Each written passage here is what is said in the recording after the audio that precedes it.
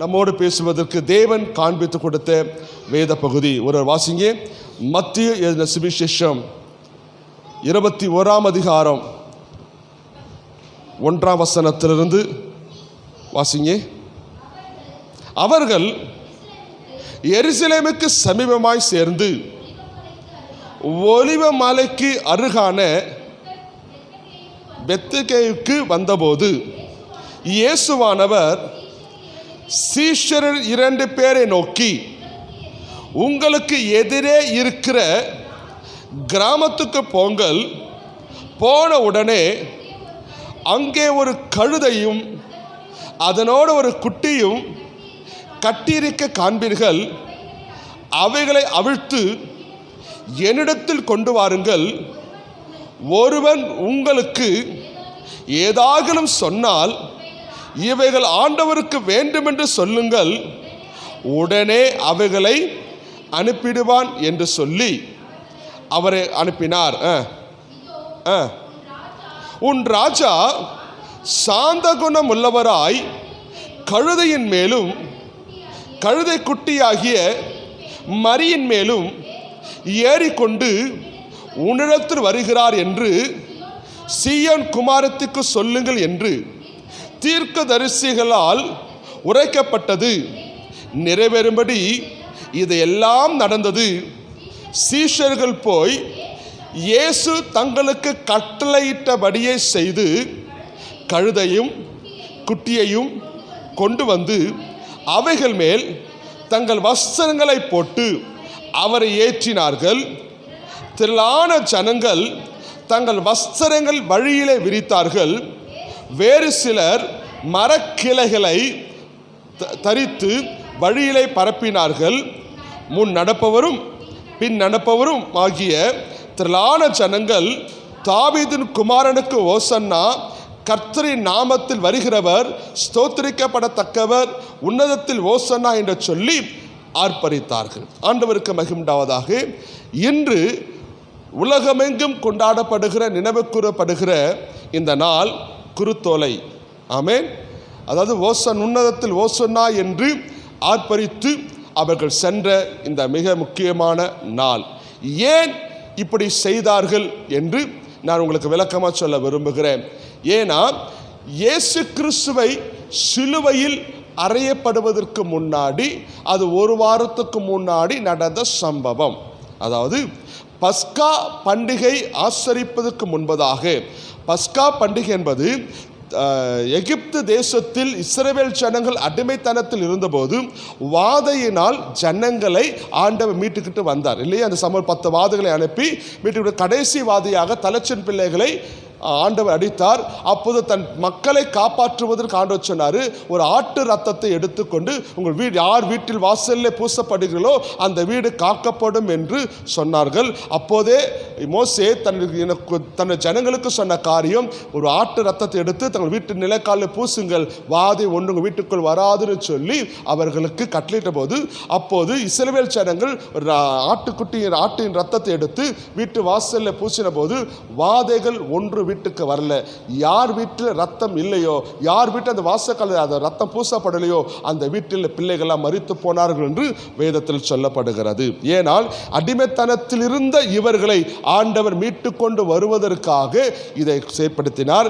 இதை தான் பஸ்கா பண்டிகையாக கொண்டாடப்படுகிறார்கள். அப்போ பஸ்கா பண்டிகை கொண்டாடப்படுவதற்கு 5 நாள் முன்னாடியே இந்த பஸ்கா பண்டிகை அடிக்கப்படக்கூடிய ஒரு ஆட்டையோ என்ன பண்ணுவாங்க, போய் ஆசானிடத்தில் போய் காண்பிக்கிறோம். ஆசாரத்தில் காண்பித்து இவை பழுது ஒன்றும் இல்லை என்று ஆசாரியர் காண்பித்து இது ஓகேன்னு சொன்ன பிறகுதான் பஸ்கா பண்டிகை அன்னைக்கு இந்த ஆட்டை பலி செலுத்துவதாக வேதத்தில் சொல்லப்படுகிற காரியம். இதுதான் அந்த நாளுக்கு நடந்தது. புரிஞ்சுதா? ஓகே. அப்போ இங்கே ஒரு காரியம் ஆண்டவர் சொல்றார், தம்முடைய சீஷர்களை அழைத்து நீங்கள் போய் அங்கே கழுதை இருக்கும், அது கூட்டிகிட்டு வாங்க, அழைத்துக்கிட்டு வாங்கன்னு சொல்லும்போது, யாராவது கேட்டால் இது ஆண்டவருக்கு தேவை என்று சொல்லுங்கன்னு சொன்னபோது, அப்போ போய் கொண்டு வர யாரும் ஒன்றும் சொல்லலை. அந்த கழுதையை கூட்டிக்கிட்டு வராங்க இல்லையா. அப்போ கழுதையை கூட்டிகிட்டு வந்தபோது யூத ஜனங்கள் இயேசு கிறிஸ்துவை கழுதையின் மேல் ஏற்றினார். நம்ம நினைக்கிறத கழுதை எதுக்கு நம்ம சொல்வோம்? நம்மளாம் கேள்விப்படுவோம், ஒருத்தர் கழுதை மேலே ஏற்றி அவனை கரும்புள்ளி செம்புள்ளி குத்தி, கழுதையை நம்ம அவமானத்தின் சின்னமாக நம்ம நினைக்கிறோம். அப்படி தானேங்க? யாரோ ஒரு குற்றமான கழுதை மேலே ஏற்றுப்பா, கழுதை எதுக்கு? ஒரு அறுவர், ஒரு யாரோ ஒருக்கு வேலை செய்கிற ஒரு பொருள், அப்படி தான் நம்ம நினைக்கிறோம். ஆனால் கழுதை எப்படிப்பட்டதுன்னா, யூத ராஜாக்கள் பிரயாணப்படுகிற விலை உயர்ந்த கழுதை தான் இது. ஆமென். நல்லா பாருங்க, நம்ம பார்க்குற கழுதெல்லாம் ஒரு இழிவான பொருளாக நம்ம காணப்படுகிறோம். ஆனால் இஸ்ரவேல் தேசத்தில் குதிரையை விட ஒட்டகத்தின் விலை அதிகம். குதிரையை விட ஒட்டகத்தின் விலை அதிகம். ஒட்டகத்தை விட கழுதையின் விலை அதிகம். புரியுங்களா? அப்ப யூத ஜனங்கள் இயேசுவை யாராக பார்த்தாங்களா? இவர் இஸ்ரவேலின் ராஜாவாய் பார்த்தாங்க. அப்ப ராஜாவை எதில் கொண்டு வரணும்? விலை உயர்ந்த மதிக்கக்கூடிய பொருளாக கழுதையின் மேல் ஏற்றினார்கள். தோத்திரம். அல்லேலூயா. சொல்றத பிக்சர் அப்படியே மனசுல வைங்க. அப்ப இயேசு கிறிஸ்துவை கழுதையில் மேல் ஏற்றினார். கழுதை அருவருக்கத்தக்க விலங்கு அல்ல, அடிமை அப்படிலாம் ஒன்றும் இல்லை. கழுதை யூத ராஜாக்கள் பயன்படுத்தக்கூடிய மேன்மைக்குரிய ஒரு வாகனம் இல்லையா? ரெண்டாவது, இங்கே வஸ்திரங்களை விரித்தார்கள் என்று வேதம் சொல்லுகிறது. ஏன் வஸ்திரம் விரித்தாங்கன்னா, ராஜா கழுதையில் மேல் வரும் வாகனத்தில் வரும்போது யூத ஜனங்கள், இஸ்ரவேல் ஜனங்கள் ராஜாவை கனப்படுத்துவதற்காக தாங்கள் போட்டிருந்த வஸ்திரங்களை விரித்து அந்த வஸ்திரத்தில் மேல் அதில் மேல் நடக்க வைப்பாங்களாம். அப்ப இயேசு யாரை எப்படி கண்டாங்களாம்? ராஜாவாய் கண்டாங்க. ஏன்னா இங்கே இயேசு கிறிஸ்து மூலமாக ஒரு காரியம் நடக்குது. ஏன் நடக்குதுன்னா, இந்த இயேசு கிறிஸ்துவோடு அன்னைக்கு கூட வந்தாங்க இல்லையா, உன்னதத்தில் ஓசன்னா ஓசன்னா ஓசன்னான்னு சொல்லி. ஓசன்னான்னா என்னன்னு தெரியுமா உங்களுக்கு? ஓசன்னா என்னென்ன வாசிங்க. சங்கீதத்தின் புத்தகம் 118 சங்கீதம் 25வது வசனம். சங்கீதம் 118:25. ஓசன்னா என்றால் என்ன? கர்த்தாவே ரட்சியும். ஓசன்னா என்னது? கர்த்தாவே ரட்சியும். அப்போ யூத ஜனங்கள் இயேசு கிறிஸ்துவை அந்த விலை உயர்ந்த கழுதையை மேல் ஏற்றி தங்கள் சால்வை, தங்கள் வஸ்திரங்களை விரித்து கீழே பின்னாடி இவங்க ஆர்ப்பரித்து சொன்னது என்ன தெரியுமா? கர்த்தாவே ரட்சியும், கர்த்தாவே ரட்சியும், கர்த்தாவே ரட்சியும். எங்கள் கண்ணீரை மாற்றும், எங்கள் சிறையிருப்பை மாற்றும், எங்கள் வேதனை மாற்றும். ஏன்னா இங்க ரோமர்களாலே மிகவும் சித்திரவதைக்கான இந்த யூத ஜனங்கள் யூத சாம்ராஜ்யத்தை மாற்றுவதற்காக இயேசுவை ராஜாவா நினைச்சு அப்படி எப்படியாவது சிங்காசனத்தில் கொண்டு வந்து உட்கார வச்சணும்னு சொல்லி அவரை எங்க கூப்பிடுறாங்க? கழுதை ஏற்றுக்கொண்டு ஓசன்னா ஓசன்னா சொல்லிட்டு போறாங்க. அப்போ அன்னைக்கு இயேசுவோடு கூட போனாங்க தெரியுமா? அவ போன போது அந்த கூட்டத்தின் எண்ணிக்கை எவ்வளவு என்பதை வேத பண்டிதர்கள் சொன்னாங்க. சுமார் 2.5 லட்சம் மக்கள். எத்தனை பேர் போனாங்க? 2.5 லட்சம் மக்கள் அந்த கழுதைக்கு பின்னாடி பவனியாய் போறாங்க. ஓசன்னா ஜெயமே, ஓசன்னா ஜெயமே, ஓசன்னா ஜெயம் நமக்கே, இயேசு ராஜா முன்னே செல்கிறார், ஓசன்னா கீதம் பாடுவோம். ஆமே, பாடிக்கிட்டே ஏன் போனாங்க தெரியுமா? பாடிக்கிட்டே ஏன் போன தெரியுமா? இயேசு யாரை பார்த்தாங்க? யூத ஜனங்களுக்கு ராஜாவாய் பார்த்த. அவர் எங்கள் கண்ணீரை மாற்றுவார், அவர் ராஜ்யத்தை மாற்றுவார், யூத ஜனத்துக்கு ரட்சிப்பை கொடுப்பார் என்று அவர்கள் நம்பிக்கையோடு எருசலேம் வழியாய் கூட்டிகிட்டு போகிறாங்க. நல்லா கவனிங்க. இப்போ எருசலேம் வழியாய் கூட்டிக்கிட்டு போகும்போது இங்கே 2 பாதை வருது. ஒன்று அங்கே அரண்மனை, பிலாத்து இருக்கிற அரண்மனை வழி போகுது. இன்னொரு பக்கம் தேவனுடைய தேவாலயம் போதும். அப்போ போகும்போது ஜனங்களை நினச்சாங்க, இயேசு கிறிஸ்துவ நம்மளோட படையாக போகிற எங்கே போடலாம்? இந்த பிலாத்து அரண்மனையை நொறுக்கிட்டு இயேசுவை அங்கே ராஜாவாக உட்கார வச்சிடலான்னு நினச்சிக்கிட்டே போகும்போது இயேசு கிறிஸ்து வலது பக்கம் போகாமல் இடது பக்கம் போக ஆரம்பிச்சிட்டார். அவர் அரண்மனை நோக்கி போகாமல் தேவாலயத்தை நோக்கி போக ஆரம்பிச்சிட்டார். போகும்போது ஜனங்களுக்கு கோபம் வந்துருச்சு. என்னடா இது, நம்ம ஒரு சிங்காசனம் உட்கார நம்ம நிலைமையை மாற்றுவா நினச்சி இவர் எங்கே போயிட்டாரு, ஆலயத்துக்கு. அதனால தான் இயேசு கிறிஸ்துவ பிலாத்து அரசு கைது பண்ணும்போது இந்த ஜனங்கள் தான் சொன்னாங்க, இவரை சிலுவையில் அறையுங்கள். ஏன் சொன்னாங்க தெரியுமா? என் நம்பிக்கையில் ஒரு இடியை போட்டுட்டாங்களே, இவர் ராஜாவாக கொண்டு உட்கார வச்சு நம்ம வாழ்க்கையில் மாறலாம் பார்த்தா ஒன்றும் நடக்காதுன்னு சொல்லி. ஏன்னா யூதர்கள் தங்களை குறித்து யோசித்தாங்க. அதனால தான் அவரை எங்கே கொண்டு போனாங்க, கழுதை மேலே ஏற்றிக்கொண்டு போய் அரண்மனைக்கு கொண்டு போக நினச்சாங்க. ஆனால் ஆண்டவரை நோக்கம் தெரியுமா, இந்த யூத ஜனங்களுக்கு மட்டுமல்ல புறஜாதி மக்களும் ரட்சிக்கப்படணும்னு சொல்லுதுலாம். அவர் நேர தேவாலயத்துக்கு நேராக போனார். தோத்திரம் அல்லேலூயா. அப்போது கழுதையின் மேல் போனார், இப்போ வரும்போது குதிரையின் மேல் வருகிறார். கவனிக்கிறீங்களா? வெளிப்படுத்த விஷயம் சொல்லும்போது அவர் குதிரையின் மேல் வருகிறார். ஏன்? புறஜாதிகள் பயன்படுத்தக்கூடிய வாகனம் குதிரை. அப்போ புறஜாதிகளை ரட்சிப்பதற்காக, மீட்பதற்காக அவர் இரண்டாவது முறை வானத்திலிருந்து வரப்போகிறார். தோத்திரம் அல்லேலூயா, அல்லேலூயா. விசுவாசி இதை நீங்கள் மனதில் வைங்க. அப்போ குருத்தோலை என் கையில் எடுத்து என்ன பண்ணாங்க, ஓ கர்த்தாவே ரட்சியோ ரட்சியோ ரட்சியோ சொல்லி பாடினவர்கள் கடைசியில் வேறு காரியம் நடந்தபோது அவர்கள் மாறிட்டாங்க. இன்னைக்கு இவளை குறித்து நான் சொல்லப்படுகிறேன். கழுதை என்பது ஒரு மேன்மையின் அடையாளம். கழுதை என்பது மேன்மையின் அடையாளம். இந்த கழுதை யார் பயன்படுத்தினான்? ராஜாக்கள் பயன்படுத்தினான்னு சொல்லி வேதத்தில் வசனம் உண்டு. வாசிகள் 1 ராஜாக்கள் புத்தகம் 1ஆம் அதிகாரம் 33ஆம் வசனம் வாசிங்க. 1 ராஜாக்கள் 1ஆம் அதிகாரம் 33வது வசனம். 1 ராஜாக்கள் 1ஆம் அதிகாரம் 33வது வசனம். அவர்கள் ராஜாவுக்கு முன்பதாய் பிரவேசித்த போது ராஜா அவர்களை நோக்கி கூட்டிக் கொண்டு என் குமாரனாகிய சாலமோனை கோவேறு கழுதையில் ஏற்றிக்கொண்டு போங்க. இப்போ ராஜா தாவீது சொல்றாரு, என் பிள்ளை எங்கே ஏற்றிட்டு போ. இப்போ ராஜாவை சுமந்து செல்லுகிற கழுதை. தோத்திரம் அல்லேலூயா. கவனிக்கிறீங்களா? இதில் ஒரு சத்தியம் உண்டு. அந்த சத்தியத்தை தான் நான் சொல்ல போகிறேன். தோத்திரம் அல்லேலூயா. நம்ம நினைக்கிறது ஏதோ ஒரு ஓலை எடுத்துக்கிட்டு ஓசன்னா சொல்லிடு, இல்லை இல்லை இல்லை, அது ரகசியமே வேற. ஆமென். அப்போ கழுதையை மேன்மையின் அடையாளமாய் கர்த்தர் பார்த்தார். ஆமென். இஸ்ரவேல் ஜனங்கள் இயேசுவை ராஜாவாக மாற்ற நினைத்து எருசலேமுக்கு பவனியாக கொண்டு போன போது ஆண்டவர் இங்கே ஒரு காரியத்தை கொண்டு வந்து வைக்கிறார். ஹல்லேலூயா, ஹல்லேலூயா. 2 ராஜாக்கள் புத்தகம் 9ஆம் அதிகாரம் 13ஆம் வசனம் வாசிங்க. 2 ராஜாக்கள் 9ஆம் அதிகாரம் 13ஆம் வசனம். ம் ம் ம் ம்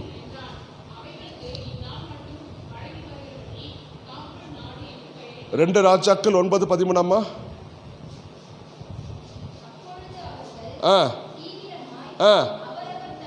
அவரவர் தங்கள் தங்கள் வஸ்திரங்களை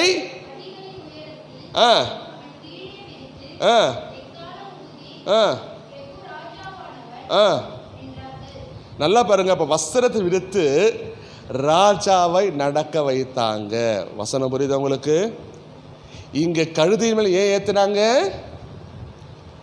இயேசுவை யூதருக்கு ராஜாவாய் நினைத்ததுனால. வஸ்திரத்தை ஏன் விரித்தாங்க? இவர் ராஜாவாய் இருந்தனால அவரை மேன்மைப்படுத்துவதற்காக தங்கள் வஸ்திரங்களை விரித்ததாக வேதம் சொல்லுகிறது. ஆனால் அங்கே ஒரு காரியம் நடந்தது. அவர் வஸ்திரங்கள் விரித்தாலும் என்ன செய்தாலும் அவர் நோக்கம் ஜனங்களை ரட்சிப்பதற்காக. தோத்திரம் அல்லேலூயா, அல்லேலூயா, அல்லேலூயா. நான் செய்திக்கு நான் வருகிறேன். அப்போ ஆண்டவர் நினைத்தது யூதர்கள் மட்டும் ரட்சிக்க. யூதர்கள் நினைச்சாங்க அவருக்கு எப்படியாவது கோட்டையில் போய் ராஜாவாக மாற்றி நிலைமை மாற்றலான்னு நினச்சாங்க. ஆனால் ஆண்டவர் புறஜாதிகளை ரட்சிப்பதற்காக ஆலயத்துக்கு போய் ஆசானிடத்தில் தன்னை காண்பித்தார். ஏன்னா ஏற்கனவே சொன்னேன் இல்லையா, பஸ்கா பண்டிகைக்கு முன்பதாக 5 நாளுக்கு முன்னாடி என்ன கொண்டு போனோம்? ஆசானிடத்தில் எதை போய் காண்பிக்கணும்? ஆசாரத்தை எதை போய் காண்பிக்கணும்? பலியாய் செலுத்துகிற ஆட்டை போய் காண்பிக்கணும். அப்ப ஆசார் என்ன பார்ப்பாரு? ஓகே, பலிக்கு ரெடி ஆயத்தம் சொல்லப்படுது. அப்போ பஸ்கா அன்னைக்கு அது என்ன சொல்லுவாங்க, பலி செலுத்த. அப்போது நேரம் எங்கே போன, ஆலயத்துக்கு போய் நானே பலியாய் வருகிற ஆடுன்னு சொல்லி ஆசாரியருக்கு முன்பதாக தன்னை காண்பித்து ஆலயத்துக்குள்ளே போனார். தோத்திரம், அல்லேலூயா. புரியுதுங்களா? இந்த கால வேளையில் கழுதையின் மேல் ஏற்றினது வெற்றி அல்ல, சிலுவின் மேல் ஏறினது தான் வெற்றி. ஆமென். கொலோசியர் நிருபம் 2ஆம் அதிகாரம் 14ஆம் வசனம் வாசிங்க. கொலோசியர் 2ஆம் அதிகாரம் 14ஆம் வசனம். கொலோசியர் நிருபம் 2ஆம் அதிகாரம் 14ஆம் வசனம்.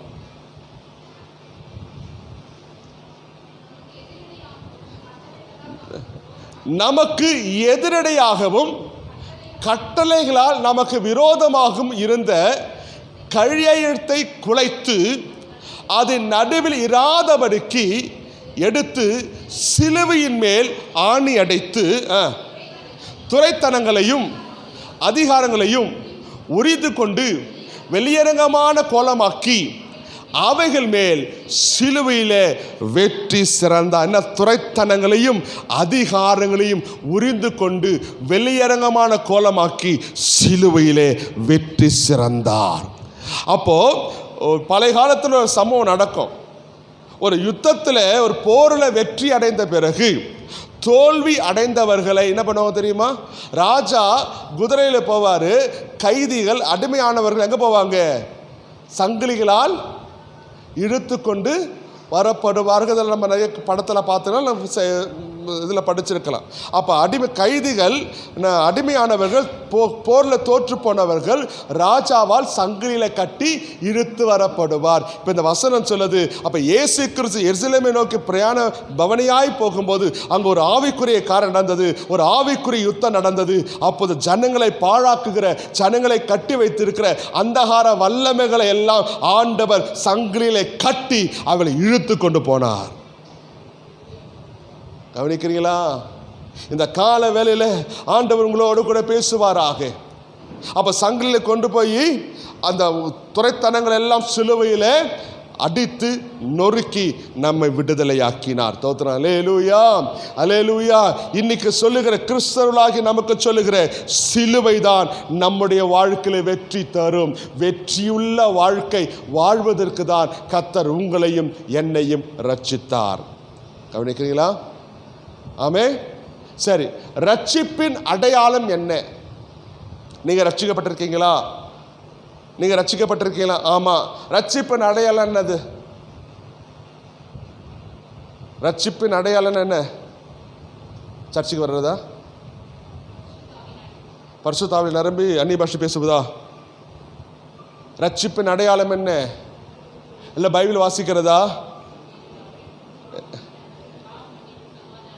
பாவ மன்னிப்பின் சமாதானம் பெறுவதா? சொல்லுங்க. ரட்சிப்பின் அடையாளம் என்ன தெரியுமா? இவெல்லாம் ரட்சிப்புக்கு ஏதுவான காரியம். பட் ரட்சிப்பின் அடையாளம் தெரியுமா?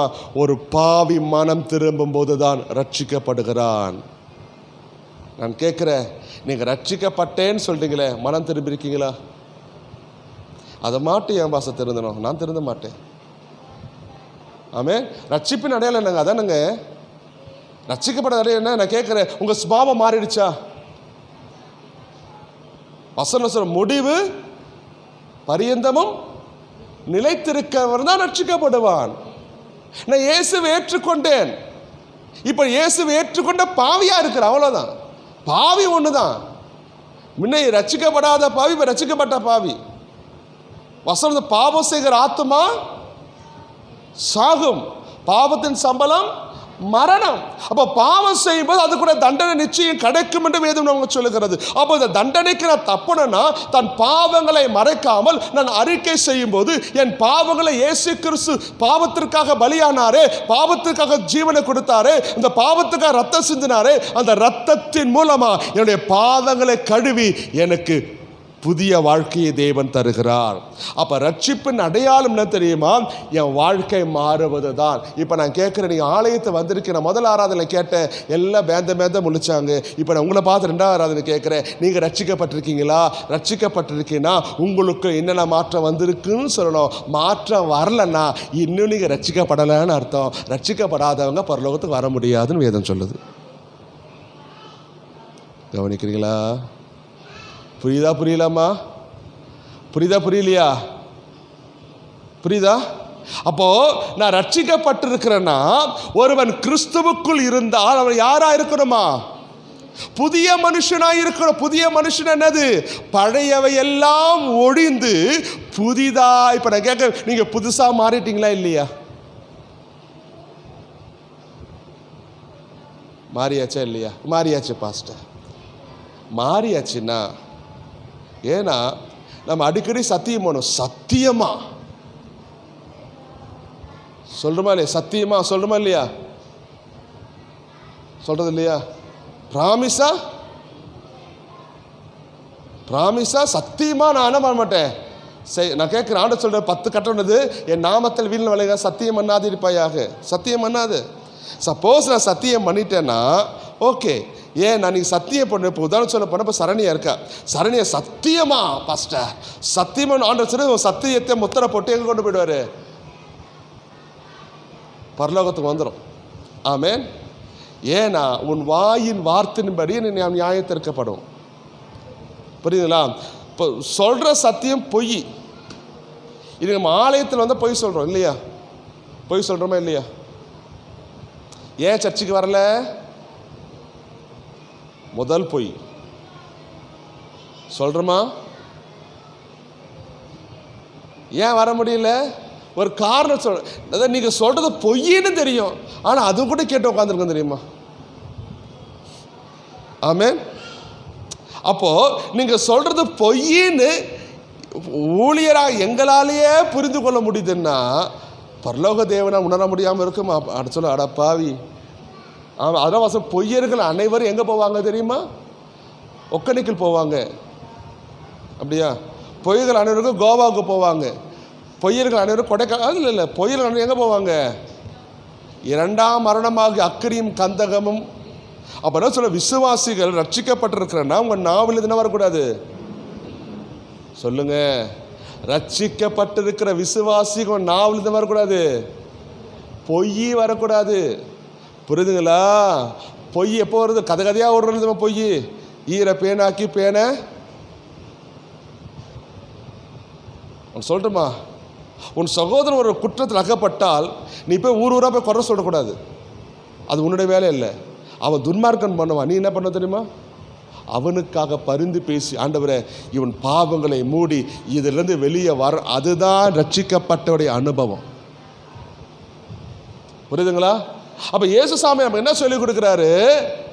பாத்தியா பிரதர் சிஸ்டர், பாத்தியா இங்கே பாரு, எவ்வளோ அநியாயம் நடக்கு. சொல்ல வைக்கல. இந்த பாவங்களை மூடுவதற்கும் இந்த பாவங்களை மறைத்து அவன் மனம் திரும்புவதற்காக தான் கர்த்தர் இதை உனக்கு வெளிப்படுத்தினார் என்றா நீங்கள் அதுக்காக ஜெபம் பண்ணணும். ஏன் வெளிப்படுத்துறாரு? யாருக்கு வெளிப்படுத்துறாரு? கர்த்தர் தமக்கு பிரியமானவனுக்கு ரகசியத்தை ஏன் வெளிப்படுத்துறாரு? அதெல்லாம் நீ பெரிய ஆள் இல்லை, உன்னை ஜெபிக்கிறதுக்கு ஒரு வேலை கொடுக்குறாரு, அவ்வளவுதான். ஆமென். அப்போ நம்ம அதை உணர்ந்து அதை செய்து ஜெபித்து நாம் பிழைத்து ஓடுவோம்னால் நிச்சயமாய் கர்த்தர் உதவி செய்வார். தோத்திரம். அல்லேலூயா, அல்லேலூயா. நான் செய்திக்கு வருகிற வாசிங்க. யோவான் சுவிசேஷம் 12ஆம் அதிகாரம் 23ஆம் வசனத்தை வாசிங்க. யோவான் எழுதின சுவிசேஷம் 12ஆம் அதிகாரம் 23ஆம் வசனம்.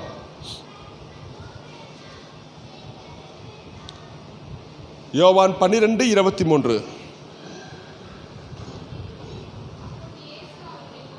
இயேசு அவரை நோக்கி, மனுஷகுமாரன் மகிமைப்படும்படியான வேலை வந்தது.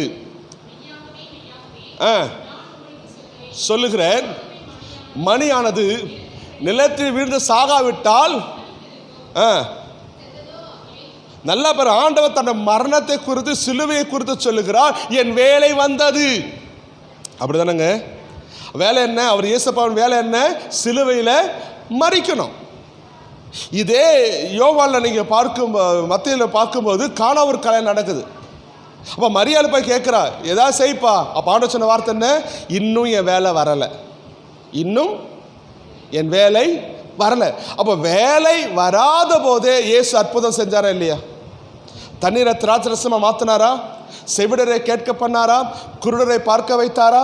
திமிர்வாதத்தை நடக்க வைத்தாரா? பிசாசுகளை ஓட்டினாரா? வியாதியில சுகமாக்கினாரா? மரித்தோரை அப்போ வேலை வராத போதே இவர் எத்தனை அற்புதங்களை செய்திருப்பார். ஆனால் வேலை வந்தபோது அவர் சும்மா இருப்பாரா? சொல்லுங்க சொல்லுங்க. என் டைம் வரல, டைம் வராத போதே சிறைப்பட்டவர்களை கண்ணீரோடு இருக்கிறவர்களை மாற்றினார் என்றால் அவர் வேலை வந்ததுன்னா அப்போ அந்த வேலை நிறைவேறுவதற்கு அவர் சும்மா இல்லைங்க. அவர் இன்னும் அதிகமாக வசனம் சொல்லுது, என்னை விசுவாசிக்கிறவன் என்னிலும். புரியுதுங்களா? அப்ப ஆண்டவர் நம்பிக்கை வைக்கும்போது சொல்றாரு, அவர் என்னிலும் பெரிய காரியங்களை செய்வான்ப்பா.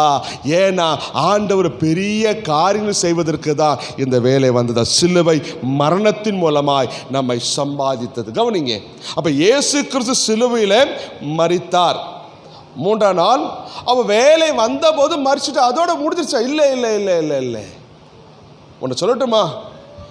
இயேசுவின் 12 சீஷர்கள் ஒருவன் தோமா. 12 சீஷர்கள் ஒரு ஆள் தோமா. தோமா இந்தியாவுக்கு வந்தார், கேரளாவுக்கு வந்தார், தமிழ்நாட்டுக்கு வந்தார், தமிழ்நாட்டில் மரித்தார். அதனால் சென்ட் தாமஸில் அவருடைய கல்லறை இருக்குது. நீங்கள் போய் நான் பார்க்கலாம். அப்படியே சின்ன மலையில் போய் நீங்கள் பார்க்கலாம். திருச்சூர் மலை அங்கே இருக்குது, போய் பாருங்கள்.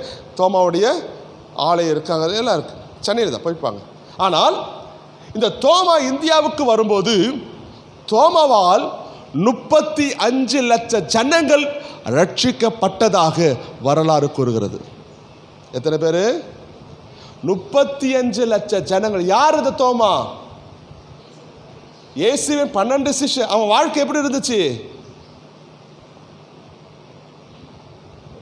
அவன் வாழ்க்கை எப்படி இருந்தது? சந்தேக பேர் வழி. புரியுதுங்களா? சந்தேக பேர் வழி. நான் இயேசுவை தொட்டாதான் நம்புவேன். அவர் அடிப்பட்ட காயத்தை தொட்டாத ஐயா, இப்படி சந்தேகத்தோடு வாழ்ந்த அவனை ஆண்டவர் தொட்டார்.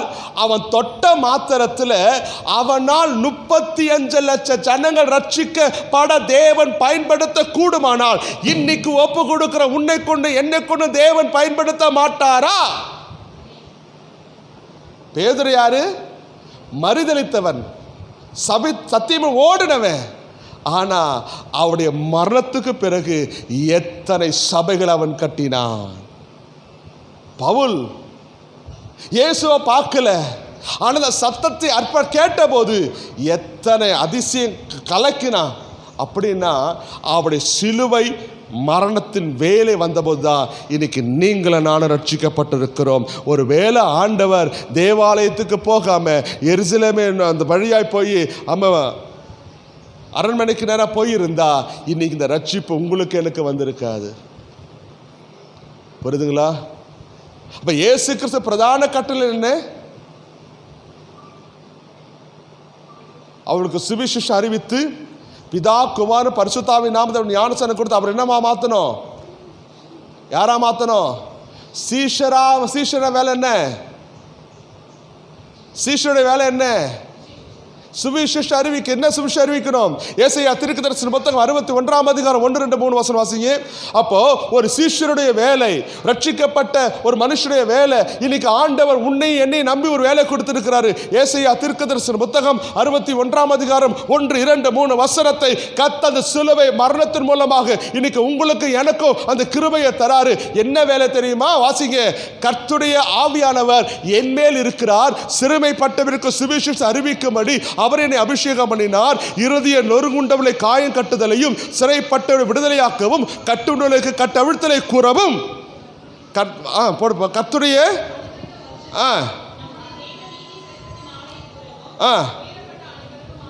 ஆறுதல் செய்யவும்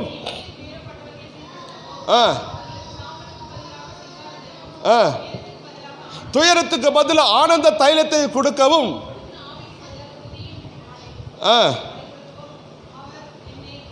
அவர் என்னை அனுப்பினார். எதுக்கு அனுப்பினாரு? உங்களை ஏன் சிஷ்யரா மாத்தினாரு? ஏன் சிஷ்யரா மாத்தினாரு?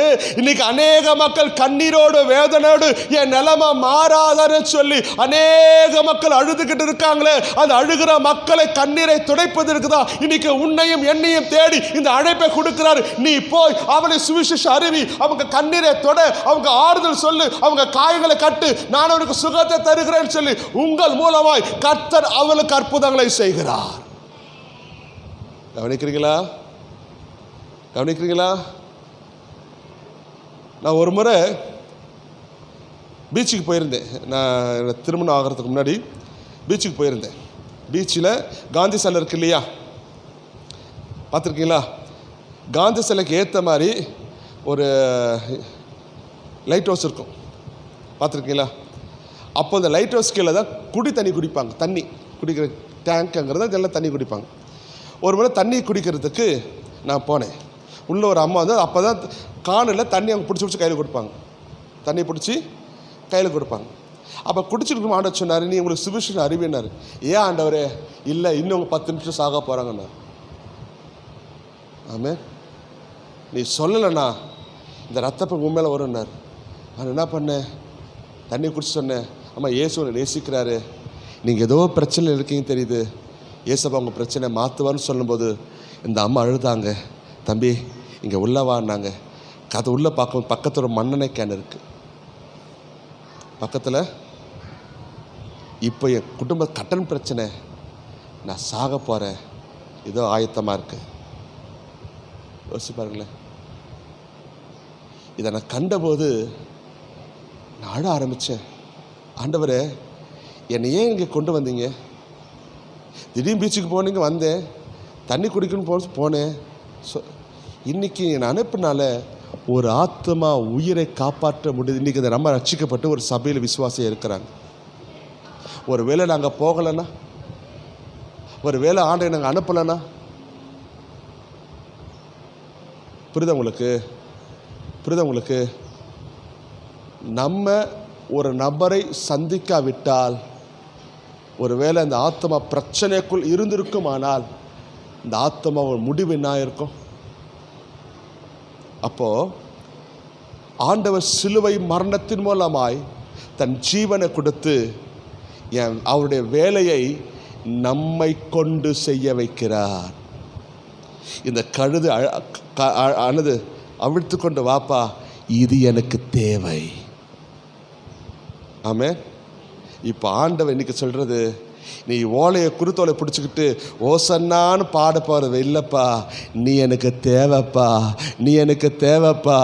வெளியே ஆயிரங்கள் அழுதுகிட்டு இருக்கிறாங்க, என் நிலைமை மாறாதா, என் கண்ணீர் மாறாதா, என் பிரச்சனை மாறாதா, என்னை யாராச்சும் விடுவிக்க மாட்டாங்களா, என்னை யாராவது தூக்க மாட்டாங்களோன்னு சொல்லி வெளியே அழுதுகிட்டு இருக்கிற ஆயிரங்கள் உண்டு. இந்த ஆயிரங்களுக்கு சுவிசேஷம் சொல்வதற்கு தான் கர்த்தர் உன்னையும் என்னையும் தேடி வந்து ரட்சித்து சத்தியத்தை அறிவிக்க வந்திருக்கிறார். கவனிக்கிறீங்களா? இன்னைக்கு சத்தியத்தை கேட்கிறவங்க ஒரு வேளை இது பைத்தியகாரந்தனமாக இருக்கலாம். இல்லை இல்லை இல்லை, உங்களை கண்ணீரை துடைப்பதற்கு தான் கர்த்தர் எங்களை தெரிந்தெடுத்திருக்கிறார். நாங்கள் ஒரு காலத்தில் கட்டப்பட்டு இருந்தோம், பாவத்தில் இருந்தோம், சாபத்தில் இருந்தோம், வியாதியில் இருந்தோம், சூனியத்தில் இருந்தோம், எத்தனையோ பிரச்சனைக்குள் இருந்தோம். இயேசு எங்கள் கட்டுக்களை அவிழ்த்து எனக்கு தேவை என்று கொண்டு வந்து என் மேல் அவர் ஏறினாரே. பாக்கியமான சேவையிதே, பாதம் பணிந்தே சென்றிடுவே. பாக்கியமான சேவையிதே, பாதம் பணிந்தே சென்றிடுவே. ஆமே. இந்த பாக்கியமான வேலைக்காக எங்களை வேலையை விட வச்சார். நாங்கள் இருக்கிற வேலையெல்லாம் விட்டுட்டு தான் ஊழியத்துக்கு வந்தோம். ஒரு வேலை நாங்கள் வேலை செஞ்சுருந்தா இன்றைக்கி ஆயிரக்கணக்காக சம்பாரிச்சுட்டு எங்களுக்குன்னு ஒரு லைஃப்பை தேடி போயிருக்க முடியும். ஆனால் ஆண்டவர் வேலையை விட்டுட்டு என்கிட்ட வாடான்னாரு. வேலையெல்லாம் விட்டுட்டு வந்தேன். இன்றைக்கி ஆயிரங்களுக்கு கர்த்தர் ஆசீர்வாதமாக வச்சுருக்கிறாரு. நான் யோசித்து பார்ப்பேன், என்னிலே தகுதி ஒன்றும் இல்லையே, என் தேவன் முன்னால் மேன்மை பாராட்ட. ஆமே, எனக்கு ஒரு தகுதி இல்லைப்பா. ஆனால் இந்த கரத்தின் மூலமாக அற்புதம் நடக்கும்போது, இந்த கரத்தின் மூலம் பிசாசு விடுதலையாகும் போது, இந்த கரத்தின் ஒரு மனுஷனுடைய கண்ணீரை துடைக்கும் போது, இதுக்கு எத்தனை கோடி கொடுத்தாலும் அதுக்கு ஈடாகாது. ஆமென்.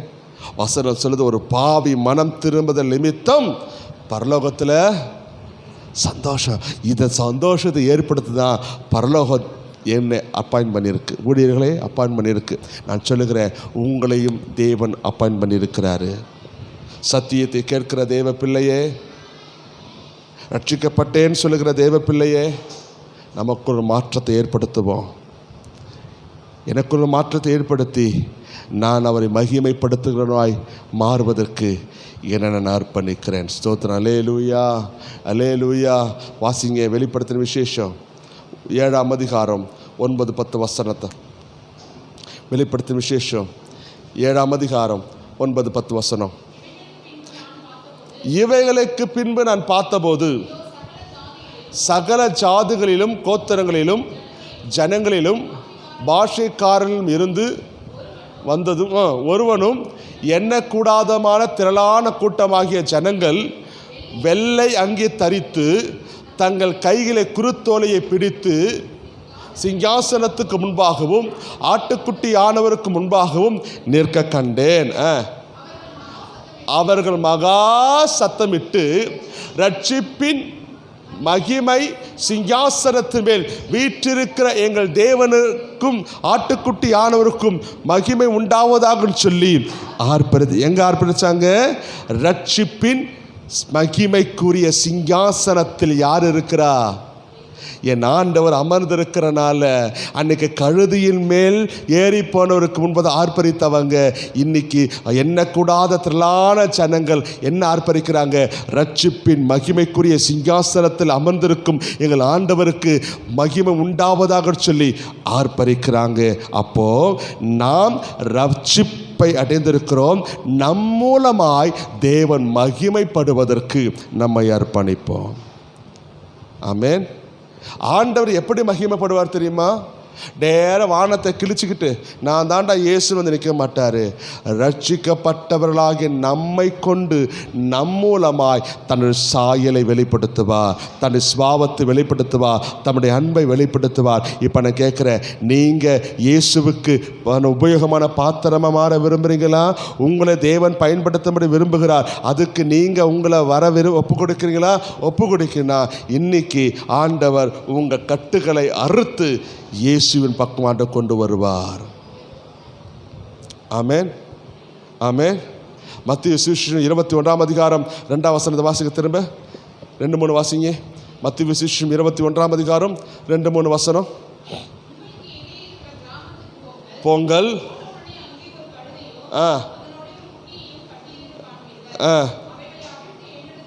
கொண்டு வாருங்கள். ஏதாவது சொன்னால் இது ஆண்டவருக்கு தேவைன்னு சொல்லுங்க. ஒன்றும் சொல்ல மாட்டான் என்னாரு. இப்போ நான் கேட்குறேன், நீங்கள் ஆண்டவருக்கு தேவை, நீங்கள் ஆண்டவருக்கு தேவை. உங்களை வச்சு உங்கள் குடும்பத்தை கர்த்தர் ஆசீர்வதிக்க விரும்புகிறாரு. இது வரைக்கும் அந்த உலகம் உங்களை பார்த்த கண்ணோட்டம் வேறு.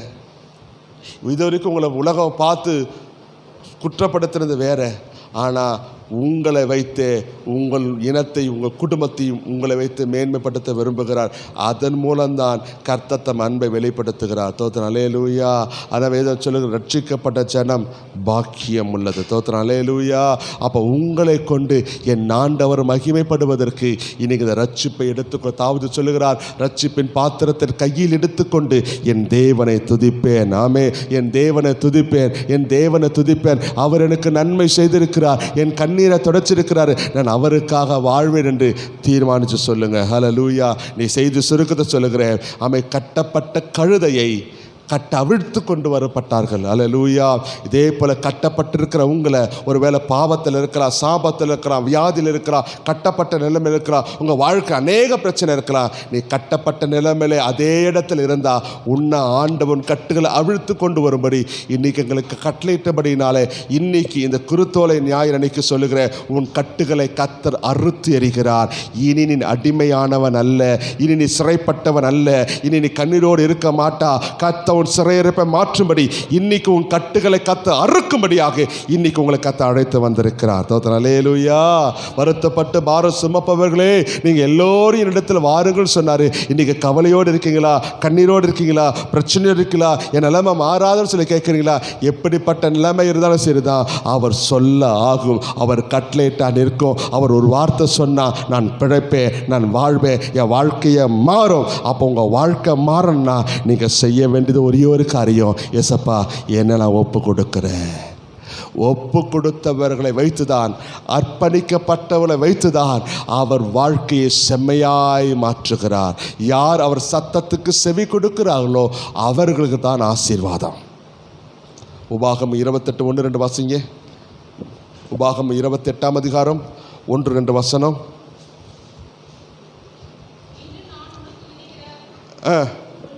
உன் தேவனாகிய கட்டளைகளுக்கு செய்ய நீ கவனமாக இருக்கும்படிக்கு அவர் சத்தத்துக்கு உண்மையாய் செவி கொடுப்பாயானால் உன் தேவனாய கர்த்தர் பூமியில் சகல ஜாதிகளுக்குள் உன்னை எப்படி வைப்பாரா? இந்த சத்தத்துக்கு நீ செவி கொடுத்து கீழ்ப்படிஞ்சா இந்த ஊரை நீ தான் பெரிய ஆளா இருப்பா. ஆமென். எந்த நிலைமையில் நான் இருந்தாலும் என்னை வெறுக்காதவர் என் இயேசு ஒருவரே, என் நேசர் ஒருவரே. கடனாளியாய் நான் இருந்தால் பலர் வெறுப்பார்கள், கடனாளியாய் நான் இருந்தால் பலர் வெறுப்பார்கள். என் கடனையை சொல்லி சொல்லி சொல்லி மடிய வைப்பார்கள், என் கடனையே சொல்லி சொல்லி மடிய வைப்பார்கள். எந்த நிலையில் நான் இருந்தாலும், ஆமே, எந்த நிலைமையில் நான் இருந்தாலும் அவர் என்னை விடுவிப்பார். இன்றைக்கி இந்த ஆலயத்து வந்திருக்கிற உங்களுக்கு பார்த்து தீர்க்கதரிசனமாக சொல்லுகிறேன், உன் சிறையிருப்பை மாற்ற இன்னைக்கு உன் கழுத்தில் இருக்க கட்டுகளை கத்தர் அறுக்க விரும்புகிறார். இன்னைக்கு அவர் சத்தத்துக்கு நீ செவி கொடுப்பாயானால் இதே பட்டணத்தில் நீ மேன்மையானவனாக இருப்ப. மேன்மை என்ன தெரியுமா? உயர்வு, பெயர், புகழ், கனம், ஆஸ்தி, உயர்வு எல்லாவற்றிலும் கர்த்தர் உன்னை மேன்மையாக வைப்பாருங்க. இன்னைக்கு அந்த சத்தத்தை கேட்பீங்களா? இன்னைக்கு அந்த சத்தத்துக்கு செவி கொடுப்பீங்களா? கொடுத்து பாருங்களேன். இது வரைக்கும் கொடுக்கல, ஒன்றும் நடக்கலை. இப்போ கொடுத்து பாருங்களேன். கர்த்தர் இந்த நாளிலிருந்து ஒரு பெரிய மேன்மையை, பெரிய ஆசீர்வாதத்தை உங்களுக்குள் தேவன் வைத்திருக்கிறார். ஹல்லேலூயா. 2வது, அவிழ்க்கப்பட்ட கழுதை இயேசுவின் பக்கமாய் கொண்டு வரப்பட்டது. தோத்திரம். ஹல்லேலூயா. இது எனக்கு தேவைன்னு சொன்னபோது அந்த கழுதையை இயேசுவின் பக்கம் கொண்டு வந்தாங்க. ஆமென். நீங்கள் இயேசுவின் பக்கம் கொண்டு வருவீங்கன்னா நீங்கள் சீஷராய் மாறுவீங்க. உங்கள் கரத்தின் மூலமாக அற்புதங்கள் நடக்கும். உங்கள் வாயின் வார்த்தையிலிருந்து அநேகர் ஆறுதல் அடைவதற்கு கர்த்தர் உங்களை பயன்படுத்தப்படுகிற பாத்திரமாய் மாற்றுவார். ஒருவேளை நீங்களே காயத்தோடு இருக்கலாம், கர்த்தர் உங்கள் காயங்களை குணமாக்கி உங்களை மருத்துவராய் மாற்றுகிற தேவன். கவனிக்கிறீங்களா? நானே வருத்தப்பட்டு, நானே நொந்து போய் கிடக்கிறேன். நீ ஒன்று தான் தேவை. நொந்தவனுக்கு தான் வலியின் வேதனை தெரியும். தெரியுமா? அடிப்பட்டவனுக்கு தானே வலியின் வேதனை தெரியும். அதனால் உங்களை கொண்டு பிறருடைய கண்ணீரை துடைப்பதற்கு கர்த்தர் உங்களுக்கு அந்த மாற்றத்தை தேவன் தர விரும்புகிறார். தோத்திரம். அல்லேலூயா. 3வது, அந்த கழுதையின் மேல் அவர் ஏறி செல்கிறார். உன் வாழ்க்கையில் இயேசுவுக்கு இடம் கொடு.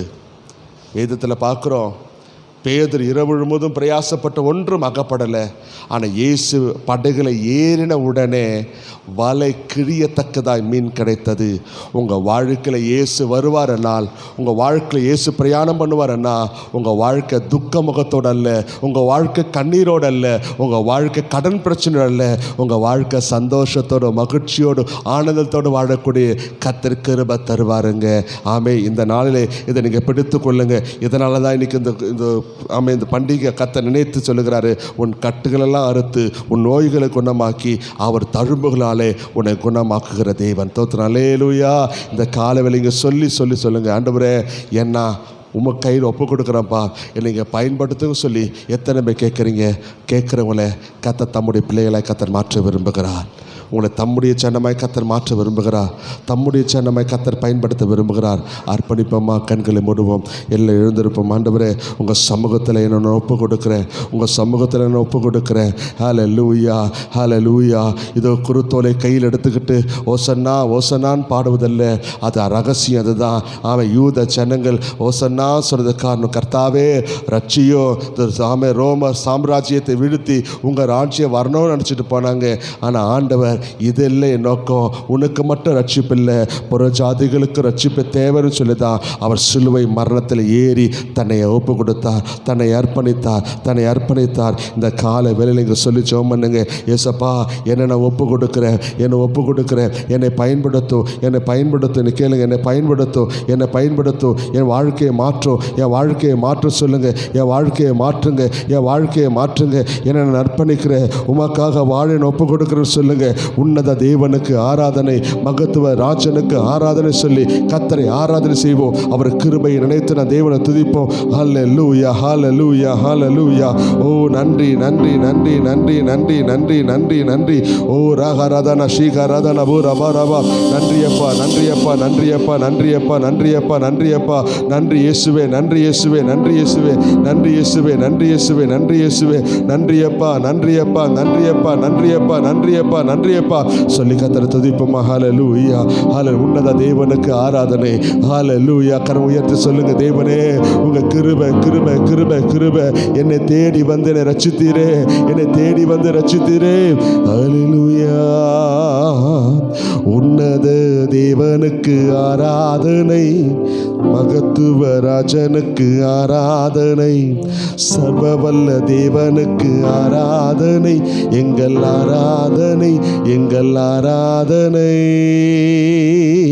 அல்லேலூயா பாடி துதிப்போம், எங்கள் இயேசு ராஜனை வாழ்த்தி பாடுவோம். அல்லேலூயா பாடி துதிப்போம், எங்கள் இயேசு ராஜனை வாழ்த்தி போற்றுவோம். உன்னத தேவனுக்கு ஆராதனை, மகத்துவ ராஜனுக்கு ஆராதனை, சர்வவல்ல தேவனுக்கு ஆராதனை, எங்கள் ஆராதனை. அல்லேலூயா பாடி துதிப்போம், எங்கள் இயேசு ராஜனை வாழ்த்தி பாடுவோம். அல்லேலூயா பாடி துதிப்போம், எங்கள் இயேசு ராஜனை வாழ்த்தி போற்றுவோம். பாவங்களை மன்னித்தாரை ஆராதிப்போம், பரிசுத்தம் தந்தித்தாரை ஆராதிப்போம், அக்கினியால் குடமிட்டாரை ஆராதிப்போம், பொன்னாக மின்ன செய்தார் சொல்லுவோம். பாவங்களை மன்னித்தாரை ஆராதிப்போம், பரிசுத்தம் தந்தித்தாரை ஆராதிப்போம், அக்கினியால் குடமிட்டாரை ஆராதிப்போம், பொன்னாக மின்ன செய்தார் ஆராதிப்போம். அல்லேலூயா பாடி துதிப்போம், எங்கள் இயேசு ராஜனை வாழ்த்தி போற்றுவோம். அல்லேலூயா பாடி துதிப்போம், எங்கள் இயேசு ராஜனை வாழ்த்தி போற்றுவோம். அல்லேலூயா பாடி துதிப்போம். சேர்ந்து துதிங்க, விடுதலையை பெறுங்க. கர்த்தாவே ரட்சியும், ஓசன்னான்னு சொல்லி பாடுங்க. கர்த்தாவே சிறையிருப்பை மாற்றும், என் அடிமைத்தனத்தில் வாழ்க்கையை மாற்றும். ரட்சிக்கப்பட்டிருக்கிறனா, ஓ ரட்சிப்பை சொல்லணும்னா என் எண்ணம் மாறணும், என் சிந்தா மாறணும், என் பேச்சு மாறணும், நான் உண்மையாய் வாழணும். இந்த உத்தமத்தில் நடக்கிறதுக்கு கிருபை தாரு சொல்லுங்க. என்னை பரிசுத்தப்படுத்தும். மெய்யாகவே நம்முடைய பாடுகளை, நம்ம துக்கங்களை சிலுவையில் ஏற்றுக்கொண்டார். ஆமென்.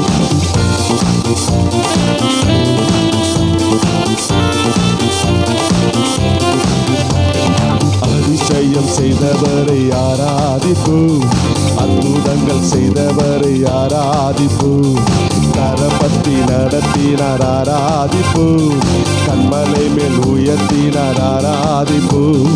அதிசயம் செய்தவரை ஆராதிப்போம், அற்புதங்கள் செய்தவரை ஆராதிப்போம், கரப்பத்தி நடத்தினீர் ஆராதிப்போம், கண்மலை மேல் உயர்த்தினார் ஆராதிப்போம்.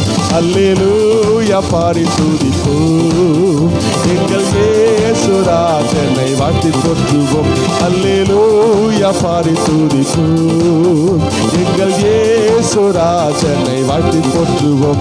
அல்லேலூயா பாடி துதிப்போம். சொல்லுவோம், எங்கள் இயேசுராஜனை வாழ்த்தி போற்றுவோம். அல்லேலூயா பாடி துதிங்க, விடுதலை பெறுங்க. உன் கட்டுகள் எல்லாம் கர்த்தர் அறுத்து எறிவாராக. நீங்க துதிக்கும் போது ஒரு சிறையிருப்ப மாறட்டும். இயேசுவின் நாமத்தில் வியாதிகள் நீங்கட்டும். பிசாசின் போராட்டங்கள் மாறட்டும். என்னென்ன வாழ்க்கை கட்டுகள் இருக்கிறதோ அத்தனை கட்டுகளும் இயேசு கிறிஸ்துவின் நாமத்தில் அறுத்து எறியட்டும். நீங்க துதிச்சாலே போதும், விடுதலை கிடைக்கும். இயேசுவின் நாமத்தில் விடுதலை உண்டாவதாக. இயேசுராஜனை வாழ்த்தி போற்றுவோம். அல்லேலூயா பாடி துதிப்போம். எங்கள் இயேசுராஜனை வாழ்த்தி போற்றுவோம். அல்லேலூயா பாடி துதிப்போம். எங்கள் இயேசுராஜனை வாழ்த்தி போற்றுவோம். அல்லேலூயா பாடி துதிப்போம். எங்கள் இயேசுராஜனை வாழ்த்தி போற்றுவோம். அல்லேலூயா பாடி துதிப்போம். எங்கள் இயேசுராஜனை வாழ்த்தி போற்றுவோம். அல்லேலூயா பாடி துதிப்போம். எங்கள் இயேசுராஜனை வாழ்த்தி போற்றுவோம்.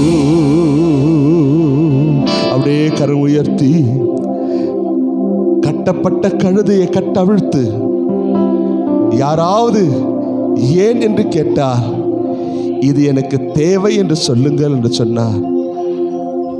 கட்டப்பட்ட கழுதையை தமக்குரியதாய் கர்த்தர் மாற்றினார் என்றார்.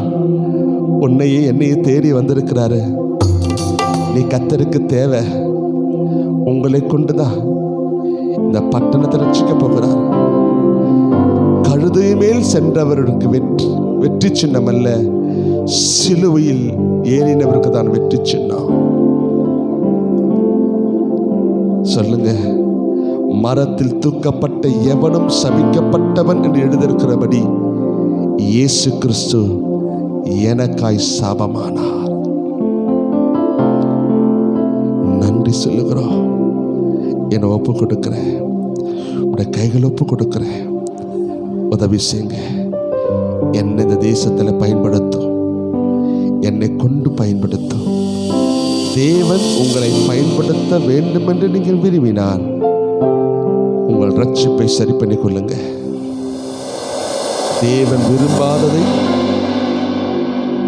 அருவருக்கிறதை எதுவும் செய்யாம இது பரிசுத்த சரீரமாய் மாறுவதற்கு நம்மை அர்ப்பணித்து செபிப்போம்.